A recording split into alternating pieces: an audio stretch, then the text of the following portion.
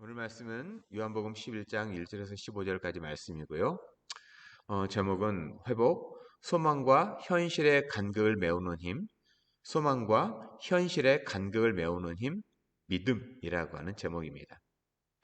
사람은 죽음에 대한 가장 배타적인 지정이, 즉 인격을 지닌 존재입니다. 우리 각자는 죽음에 대해 무지하고 그 무지로 인해서 두렵습니다. 그렇기 때문에 삶에 대한 의지가 더욱 강렬한 존재가 사람이 아닐까요? 삶에 대한 강력한 동기로 인해 어쩌면 사람은 문명을 발전시키고 있는지도 모릅니다. 그래서 인류 문화의 발달을 연구하는 분들, 인류 문화학을 이렇게 연구하는 분들의 공통적인 주장은 역설적으로 사람이 죽고 나면 매장하는 문화가 사람의 뇌를 비약적으로 증폭시켰다라고 이야기합니다. 그것은 죽음 이후 그리고 영원한 삶의 강력한 욕구가 종교와 철학을 일궈냈고 이를 바탕으로 문학과 과학을 일궈냈기 때문이라는 겁니다. 그래서 생명과학이 발전을 거듭해서 2045년이 되면 사람이 죽지 않고 영원히 살 수 있을 것이라고 특이점이 온다라고 하는 책을 낸 이 커즈와일이라고 하는 이 작가는 주장을 합니다. 이처럼 사람에게 있어서 죽음은 피하고 싶은 테마이죠. 모든 인류에게 있어서 이 죽음이라고 하는 테마, 각 사람에게 있어서 이 주제는 피하고 싶은 그 주제 아닙니까? 특히 로마서에서는요, 모든 사람이 죄를 범하였다. 그래서 하나님의 영광에 이르지 못한다라고 명시를 합니다. 그러면서 우리 사람에게 있어서 죽음에 이르게 하되는 그 중요한 이유를 뭐라고 말씀합니까? 죄라고 이렇게 성경은 이야기하죠. 그래서 이 로마서는 이것을 더욱더 명시하고 있다는 거죠. 그래서 기독교적 관점으로 생명과학이 발전한다고 해도요, 죄의 문제를 해결하지 못하는 이상 죽음의 문제, 바꾸어 말하면 영원한 생명은 불가다는 거죠. 그러니 죄를 해결하게 되면 죽음은 더 이상 사람에게 문제가 아니라는 겁니다. 그러니까 우리 이 바이올로지컬한 우리의 인체의 이 노화라든가 뭐 어떤 정신의 퇴화라든가 뇌의 문제라든가 이런 것을 넘어서서 사람이 죄를 해결하게 되면 죽음은 더 이상 사람에게 있어서 문제가 아니라는 거예요. 그래서 죽음의 문제를 해결하기 위해 이 땅에 하나님께서 직접 사람의 몸을 입고 오셨다는 것을 증거하는 책이 성경이죠. 그래서 여러분들에게 뭐 과학이라든가 아니면 어떤 인문학이라든가 아니면 어떠한 뭐 철학이라든가 내용이 아니라 성경을 가지고서 이 죽음에 대한 이야기, 왜 죽음이 우리에게 왔고 그 죽음을 어떻게 하면 우리가 피할 수가 있는지, 아니면 죽음 이상의 것을 우리가 추구할 수 있는지에 대해서 다루고 있는 책 성경에 대해서 말씀을 드리고자 합니다.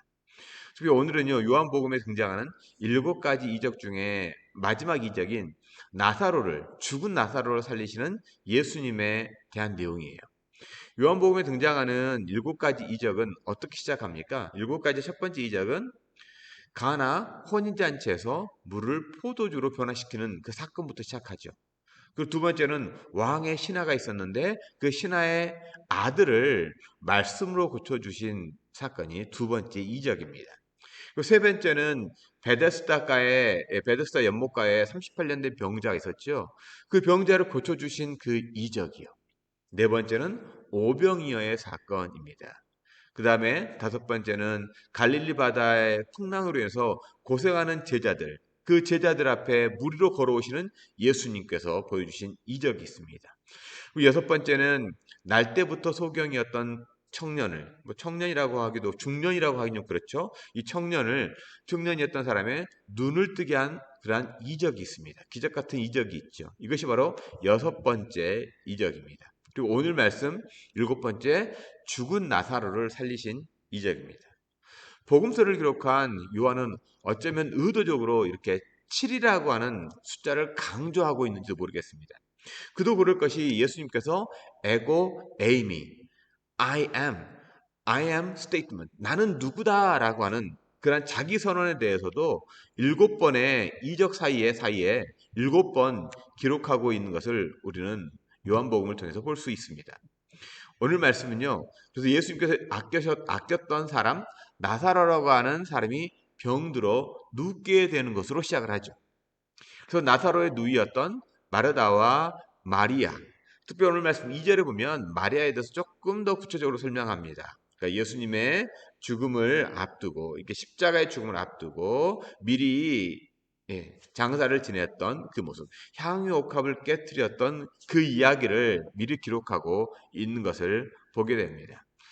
그래서 이 마르다와 마리아가 예수님께 아주 급하게 도움을 청한다는 거예요. 근데 하지만 예수님은 어떻습니까? 그 연락을 받고 아무런 반응을 하지 않습니다. 아마도 마르다와 마리아는 예수님께서 어디에 계시든지 관원의 아들을 살리셨던 것처럼 왕의 신하의 아들을 살리셨던 것처럼 멀리서도 그 사람을 보냈으니까 그 사람 편에서 답을 주셔서 낫게 하실 수 있을 거라고 하는 그러한 믿음을 가졌는지도 모르겠습니다. 하지만 예수님으로부터 아무런 말을 듣지 못하는 거예요. 예수님이 아무런 반응을 하지 않으셨다는 거죠. 이렇게 며칠을 앓다가 예수님께서 아끼셨던 나사로가 죽음을 맞습니다. 그러면 예수님은 나사로에 대한 소식을 몰랐냐는 거예요. 아니요, 알고 계셨다는 거예요. 그렇게 알고 계셨다고 하는 것을 오늘 본문 말씀에서 몇 번에 걸쳐서 이렇게 이야기하지 않습니까? 뭐 마리아와 마리아가 사람을 보냈고 그리고 그 얘기를 들었고 그다음에 예수님께서 나사로가 죽었다라고 하는 것까지 다 알고 계신다는 거예요. 그럼에도 예수님은 아무런 반응을 하지 않습니다. 어쩌면 오늘 말씀처럼 우리가 만일 마르다와 마리아 자매가 되어서 이러한 상황을 만나게 된다면 우리는 어떻게 하겠습니까? 분명히 새벽 기도를 통해서 수시로 기도하며 극박한 상황에 대해 하나님께 기도하죠. 근데 아무런 응답이 없는 거예요. 그래서 금식하면서 더 큰 소리로 혹시 하나님께서 많이 바쁘셔가지고 내 기도 소리를 못 듣는 거 아닐까? 라는 생각에 더 간절히 내가 믿습니다라고 기도할 수 있겠죠. 하지만 그럼에도 현실은 전혀 변화가 없습니다. 아니 오히려 더욱더 나빠져요. 그러다가 나사로가 죽은 것처럼 허망하게 끝이 나는 것 같은 상황을 만나게 될지도 모릅니다. 우리 삶에서요. 그러한 일은 어떻게 보면 저는 비일비재하다고 봅니다. 그런 의미에서 어쩌면 우리의 기도는 그 기도의 간절함에도 불구하고 아무런 응답을 경험하지 못한 채로 그리고 아직도 응답의 어떠한 징후나 문제 해결의 희망이 없이 버티기 하나로 견디고 있어야 할 때가 훨씬 많다는 거죠. 그렇기 때문에 기도는 아무런 의미가 없는 걸까요? 아무런 응답이 없기 때문에 기도라고 하는 거 혹시 기도를 해야 돼? 특별히 새벽 기도를 한다던가 금식 기도를 한다던가 무시로 기도하는 거 우리가 기도를 해야 됩니까? 하나님께서는 아무런 반응을 하지 않는 것 같은데 결국 이렇게 끝날 것 이렇게 허망하게 마치 끝나버릴 것 같은데 괜히 시간 낭비만 하는 거 아닐까요? 코로나19가 끝나기만 하면 우리 형편이 더 좋아지겠지 하고 버티고 버텼죠. 근데 어제 뉴스를 보니까 한국에서 식당 자영업 하신 분들 그런 분들에 대한 기사가 있었습니다. 그것은 예, 코로나 상황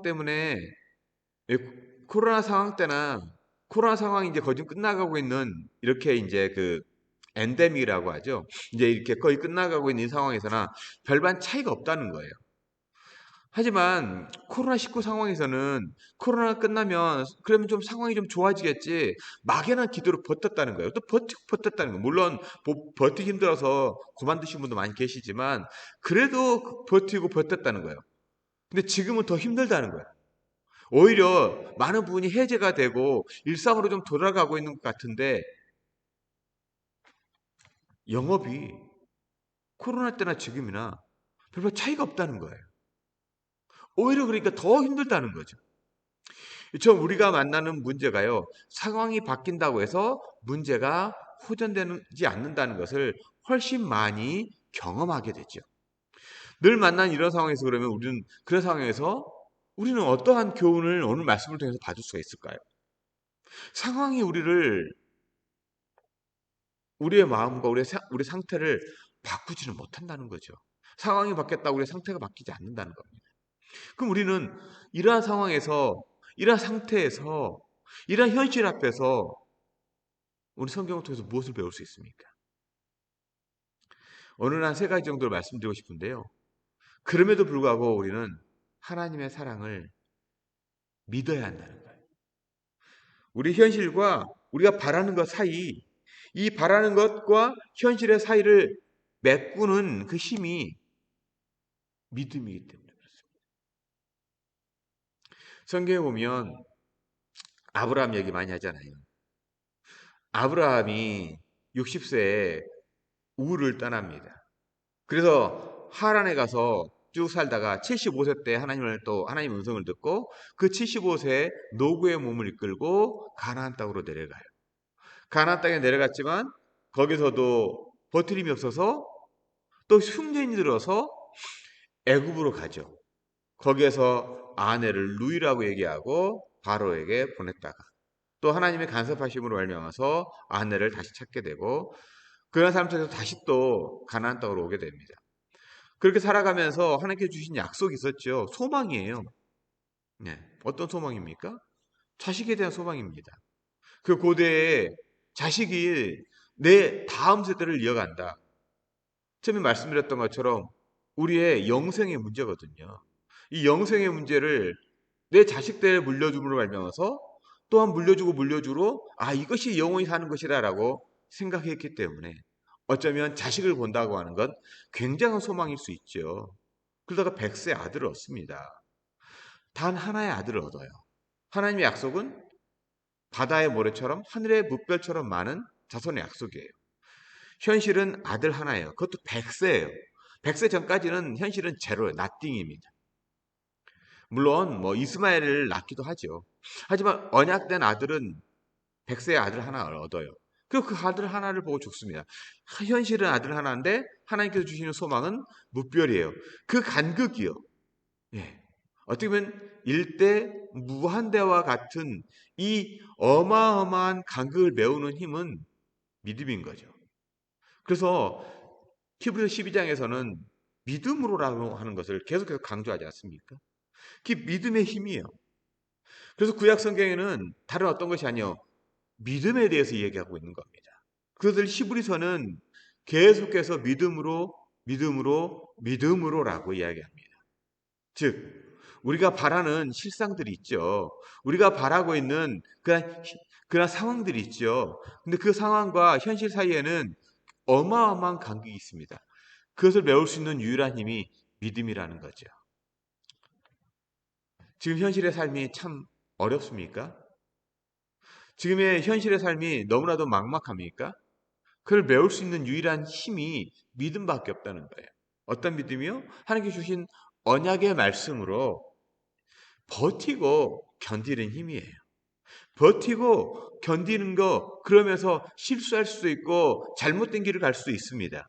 하지만 내가 하나님의 언약을 받았다고 하는 그 믿음 하나로 산다면 그것이 바로 우리에게 그리스도인에게는 힘이라는 겁니다. 혹여나 잘못된 길을 가고요. 혹여나 삐딱선을 탈다고 해서 하나님은 없애버리거나 약속 파기하지 않는 분이라고 하는 것을 구약 성경은 계속해서 기록하고 있고 신약 성경은 그를 이루었다라고 말씀하고 있고 지금 우리가 살아가고 있는 이 시대에 하나님은 저와 여러분을 통해서 이루어가고 계시다는 것을 갖다가 보여준다는 거죠. 그러기 위해서 우리는 그 하나님의 사랑을 믿어야 합니다. 우리 소위 고통이나 불행을 만나게 되면 제일 먼저 하나님의 사랑을 의심하잖아요. 하나님 우리를 사랑하신다면 왜 이렇게 두냐고요. 왜 이런 고통을 감내하냐고요. 왜 이렇게 우리가 삶을 살아가야 하냐라고 하는 질문이 자연스럽게 일어나지 않겠습니까? 그러니 우리에게는요. 이러한 의문, 이러한 질문은 당연한 겁니다. 그러나 오늘 본문은요, 명백하게 하나님이 사랑하는 사람에게도 예외 없이 질병과 죽음은 온다라는 걸 보여준다는 거예요. 하나님 우리를 사랑하나? 하나님 나를 분명히 사랑하고 계시나? 라고 이렇게 의문이 들 때, 질문하게 될 때 오늘 본문은 하나님이 사랑하시는 자에게도 질병이 찾아오고 죽음이라고 하는 절망이 찾아온다는 걸 보여주죠. 3절 말씀 보세요. 이에 그 누이들이 예수께 사람을 보내어 이르되 주여 보시옵소서 사랑하시는 자가 병들었나이다 하며, 여기서 사랑하시는 자라고 말하는 나사로는요, 이 마르다와 마리아가 이렇게 보내잖아요. 그럼 마르다와 마리아가 생각하기에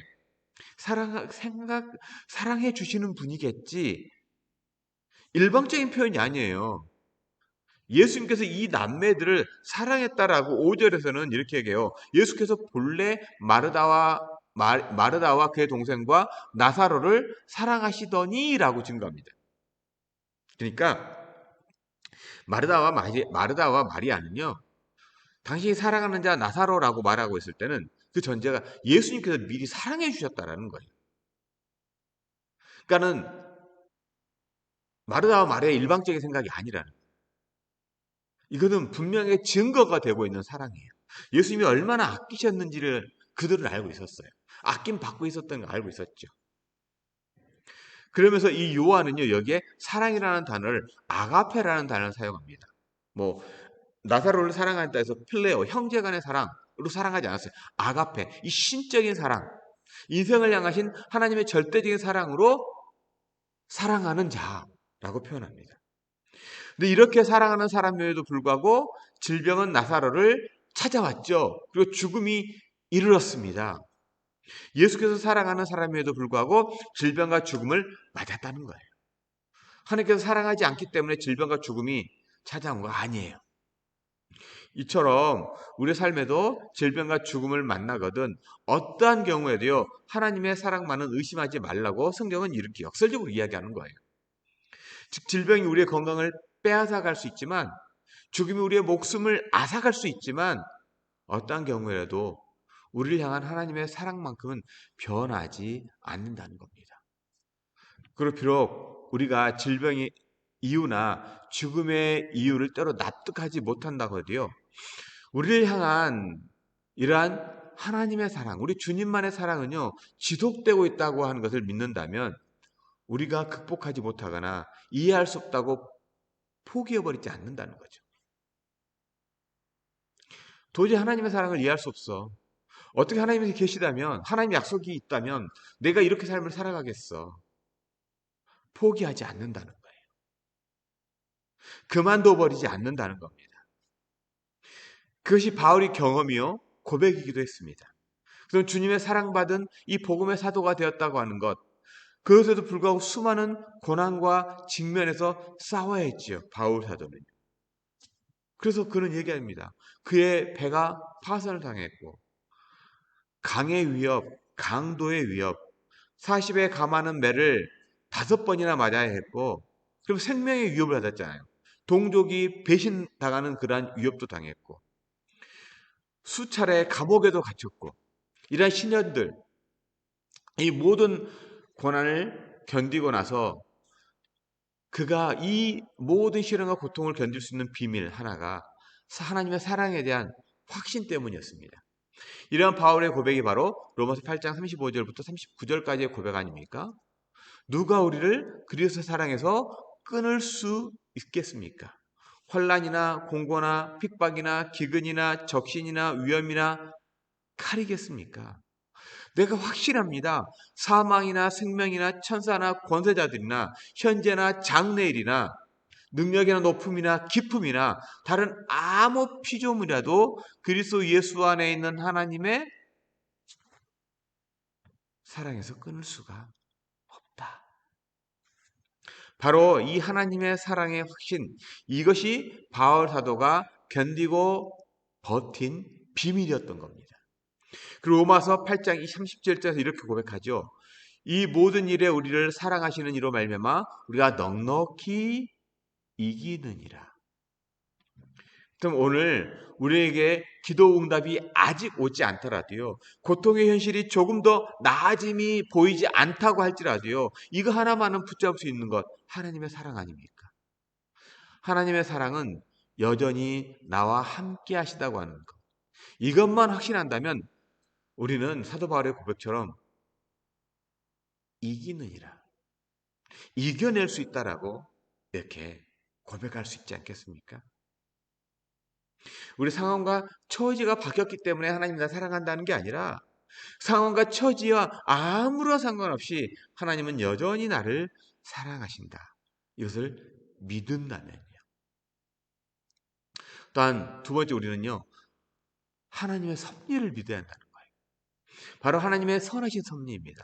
오늘 우리의 고통이 마침내 하나님의 선하신 뜻을 이루고 하나님의 영광을 가져오리라는 걸 말합니다. 지금 내가 당하고 있는 이 고통이요. 이 고난이요. 도저히 이해할 수 없고 해결할 수 없고 도저히 상황을 설명할 수 없는 이 상황을 이겨낼 수 있는 그것이 바로 하나님의 선하신 뜻을 이루시고 결국 하나님의 영광으로 가져올 거라고 하는 이 하나님의 섭리하심을 믿는다는 거예요. 그것이 4절 말씀의 선포 아니겠습니까? 예수께서 들으시고 이르시되 이 병은 죽을 병이 아니라 하나님의 영광을 위하며 하나님의 아들이 이로 말미암아 영광을 받게 하려 하심이라. 이 말씀을 보시고요. 누군가 나사로는 결국엔 죽지 않느냐고 물으실 수 있는 분이 계실지도 모르겠습니다. 당연히 나사로는 물론 죽었습니다. 지금까지 살아있지 않잖아요. 하지만 우리는요, 그 다음도 알고 있지 않습니까? 그가 죽음에서 일어나서 부활한다고 하는 사실이요. 그건 치유보다 더 좋은 죽음을 이긴 놀라운 승리 아니겠습니까? 바로 이렇게 죽음이 인생의 마지막 결론일 필요가 없다고 하는 이 놀라운 사실을 선포하기 위해 어쩌면 예수님은 마르다와 마리아 자매의 간절한 기도에 즉각적으로 응답하지 않으셨는지도 모릅니다.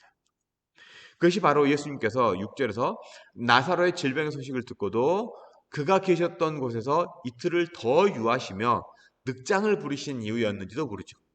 그렇습니다. 우리 기도의 응답이요. 지연될 때라도 우리는 하나님의 선하신 섭리를 믿어야 한다는 거예요. 그리고 우리의 기도의 응답의 지연에는 더 좋은 하나님의 섭리와 계획이 감춰져 있음을 믿을 수 있어야 합니다. 바울 사도는요. 복음을 온 세계에 전하기 위해 당시 세계의 중심인 로마로 가게 하옵소서라고 기도했습니다. 하지만 그의 기도는 응답되지 못한 채로 로마행은 지연되고 있었죠.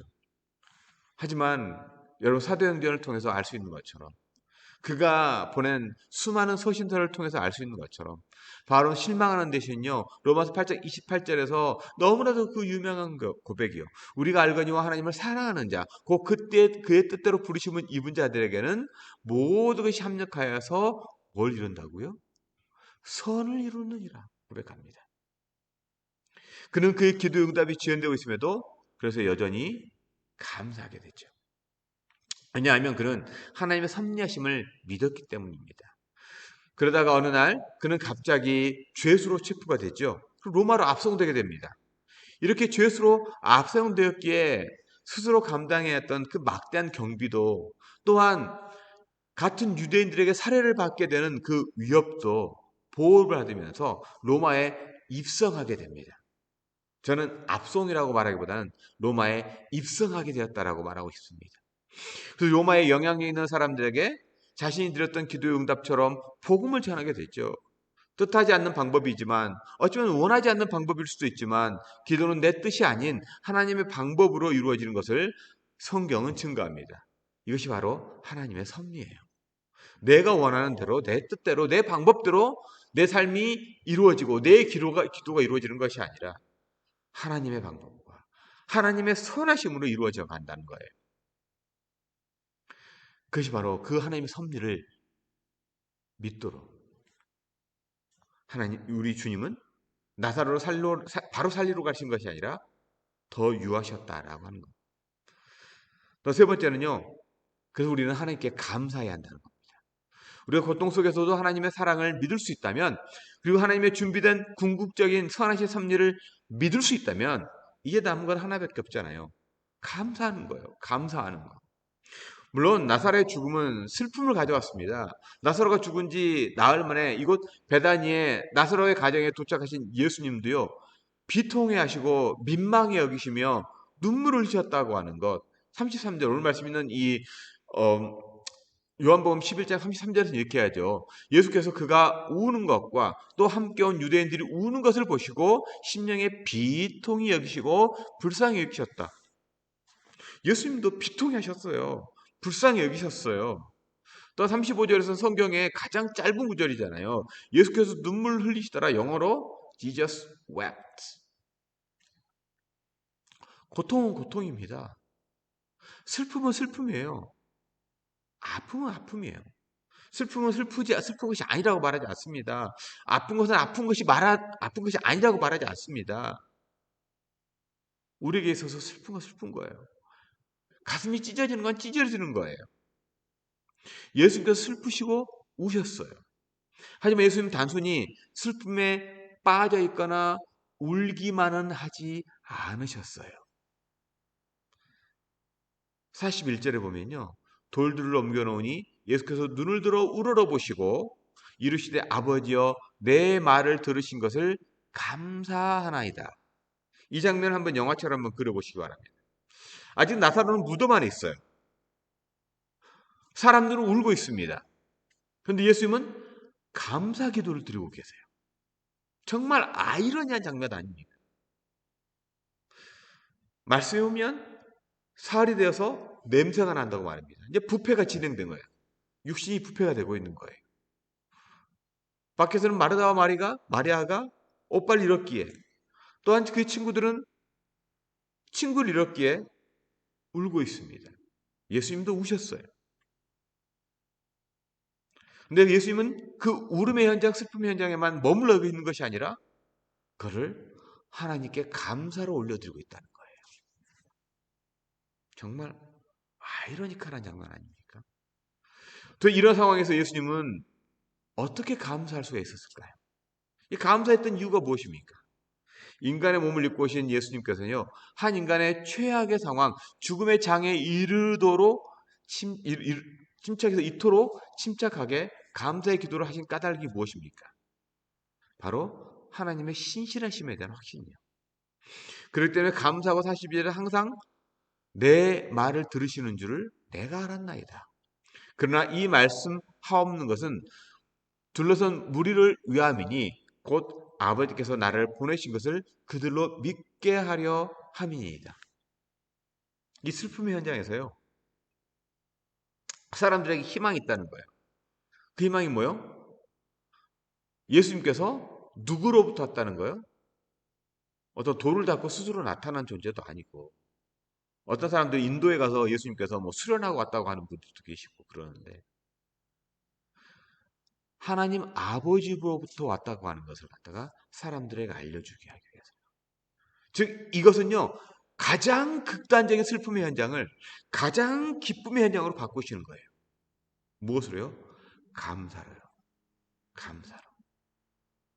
감사의 능력이 이겁니다. 기도할 때요. 내 것을 들어달라고 하는 게 기도가 전부가 아니라는 거예요. 하나님의 섭리하심과 하나님의 선하심에 대한 확신을 가지고 우리는 기도할 수 있는 거지.